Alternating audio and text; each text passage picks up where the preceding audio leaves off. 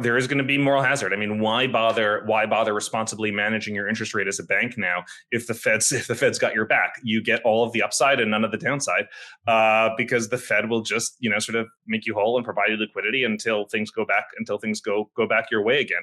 And as far as Secretary Yellen's claim that taxpayers aren't going to pay for this bailout, that's total nonsense, because the bailout of the depositors is going to be paid for by higher FDIC fees, and higher FDIC insurance fees are going to be paid for by everyone. Stephen Miran, a co-founder of Amberwave Partners and former Treasury official, believes that the initiative to contain the fallout from the Silicon Valley Bank's collapse is a big mistake that would cost the markets and U.S. citizens a lot down the line. On Monday, Miran had a highly insightful discussion with Joseph Wang, a former senior trader at the New York Federal Reserve and Blockworks Macro's Jack Farley, on the recent bank bailout and the consequences for the economy and investors. On Sunday, federal regulators unveiled a plan to contain the fallout from SVB's collapse and also announced that another bank, Signature Bank, had been closed by regulators. The U.S. Federal Deposit Insurance Corporation, FDIC, said the government would ensure that all depositors at both banks would be paid back in full as the federal government scrambled to stop further collapses to the financial system. The FDIC announced that from Monday, depositors would be able to access their deposits, which would be made whole under the systemic risk exception supported by the Federal Reserve and the Treasury Department. This was after Treasury Secretary Janet Yellen stated that the federal government had no plans to bail out SVB, but was working with banking regulators to help the bank, which collapsed on Friday after a bank run. During their discussion, Miran and Wang, both former officials of two of the regulators, stated that the initiative was a bailout and was not the best move given the situation. Miran said there are lots of moral hazards to this, while Wang said it would incentivize banks to be more careless with deposits, knowing that the federal government would always save the day. Before we listen to Wang and Miran's discussion, please take a little time to like this video, subscribe to the channel, and turn on post notifications for more videos like this. Also, ensure you drop your comments and observations on the joint bailout of the banking sector in the comments section below. Everything you do helps with the YouTube algorithm, so we can continue to bring you these videos. Thanks and enjoy the video. This thing happened so incredibly quickly. It came up on for sure me, and I think almost the entirety of the market with shocking speed. And I think that's part of the, this new digital age where people communicate and coordinate on getting their money out of a bank much faster than they used to. It was shockingly fast. On Friday, the scope of the problem was very unclear. Over the weekend, you heard more and more people, everyone I talked to with, sort of a small business account at a regional bank said, yeah, I'm pulling my money first thing on Monday morning. And it became increasingly clear that deposits were going to flow out of those regional banks. And so as the hours ticked by on the weekend through Friday night, through Saturday, nothing significant from the authorities, I think, I was growing increasingly concerned. And then on Sunday morning, they send out Secretary Yellen onto the morning shows. And I thought, okay, she's not going to go onto the morning shows empty-handed, and that's exactly what she did. And I thought, oh, this is a disaster. They sent her out with nothing. It's going to be murder on Monday. And fortunately, they did get something out by Sunday evening. They announced a pretty fulsome set of packages to try and prevent further bank failures. It absolutely was a bailout. It was a bailout of the VC community. It was a bailout of the depositors who should have taken more, who should have done, I think, a lot more due diligence and responsibly manage their treasury accounts. And so we did, there's a cost and there's a benefit. The benefit is we've cut off the left tail of huge runs on a large number of regional banks, not all of them, as I'm sure we'll get into when we talk about CRE risk, right? But of a large number of them. But on the flip side, there's lots of moral hazard and lots of irresponsible activity was bailed out. And I think that there probably were better solutions that were somewhere in between and theoretically we could have gone down that road instead. 100% bailout and an unprecedented bailout, really. We never want, mom and pop to lose their money when they put money in a bank. So the way that the government does this is that they give everyone a $250,000 FDIC insured account. So they protect basically the average person. Silicon Valley Bank was very uncommon in that almost all of its deposits were uninsured. So it wasn't a bank for mom and pop. It was a bank for rich people and for companies, people who should have known better how to manage their money.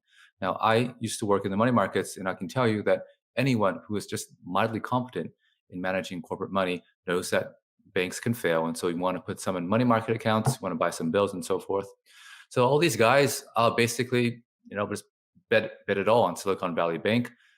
That was their choice. And the government basically bent the rules to protect them. Now, I'm pretty certain that if we had a small bank somewhere in Oklahoma fail, I'm sure the government would not be making those depositors whole if they were uninsured. Now, the bailout, the facility that we're talking about now is an emergency lending facility that the Fed has. And what the facility does is something that a central bank has, to my knowledge, never done before because it's completely crazy. So as if you're a central banker, you understand basically what the Fed is offering is basically to bail out the entire banking industry. And that's unfortunate because over the past 10 years, we've done so much to improve the banking sector, so much regulation, so much Fed has put a lot of liquidity in the banking sector that we could have shown the world that the banking sector was stronger. But now we've shown that we really don't need bank revs. We just need the Fed to fire up the printer.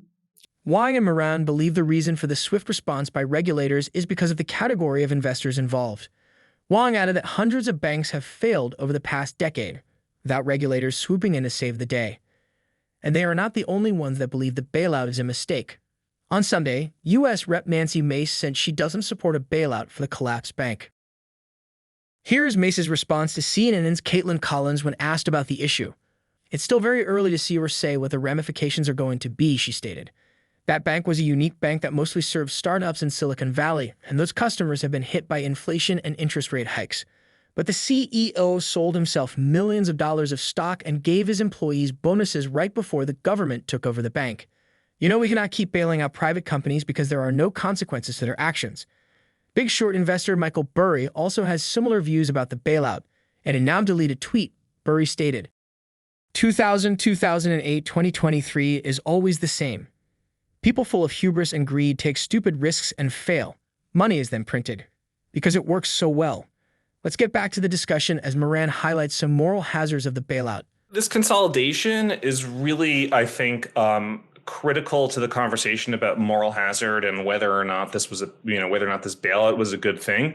I think, look, there is going to be, there is going to be moral hazard. I mean, why bother responsibly managing your interest rate as a bank now if the Fed's got your back? You get all of the upside and none of the downside, because the Fed will just, sort of make you whole and provide you liquidity until things go back back your way again.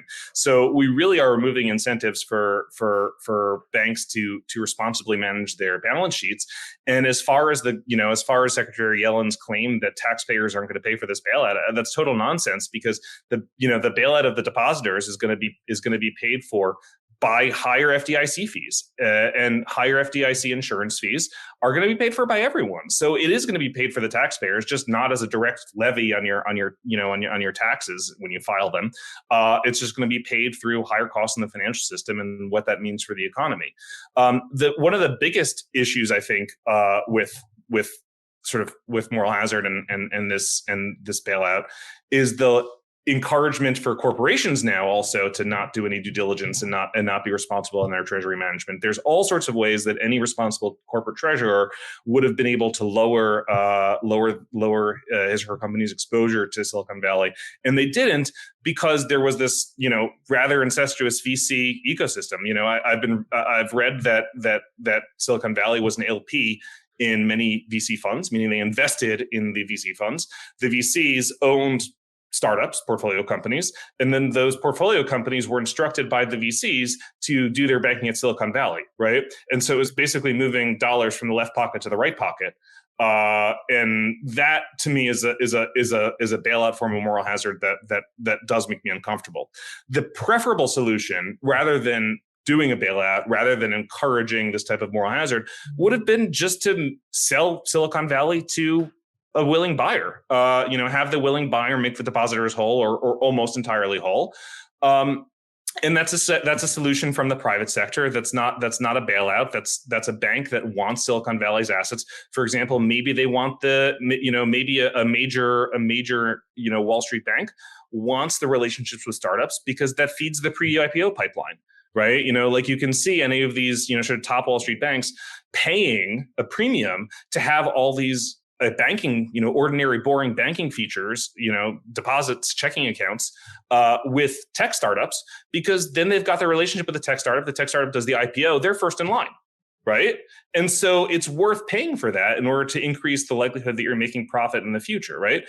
The problem, and then, this is a solution for the private sector. The government taxpayer doesn't have to bail out the depositors the way it just happened. The problem with that is it requires mergers. And this administration is deeply ideological opposed to mergers and concentration.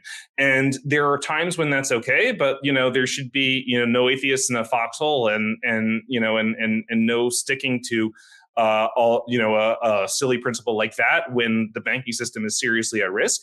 And there were bids to buy Silicon Valley Bank over the weekend. Senator Haggerty confirmed that today. I've personally heard through the pipeline of like 3, and they all fell apart. Government wouldn't let it happen because they didn't like the bids, or they didn't like the buyer. And as a result, there was no private sector solution that could have been had another bank been able to buy them, because the government wouldn't let them because of because of the ideological wing of the administration that's just opposed to bank concentration. I think that would have been a far superior outcome in terms of not having moral hazard, while still making sure the depositors got sort of 100 cents of the dollar, or as close to it as possible. What are your thoughts on Wang, Miran, and Burry's assertions? With the amount that has been spent propping up the banking system over the past decades, should the government still be responsible for saving the day? Let us know your thoughts in the comments section below. Also, ensure you give this video a thumbs up, as it helps with the YouTube algorithm and contributes to the channel's growth. For more videos like this, also ensure you subscribe and turn on post notifications. Thanks for watching.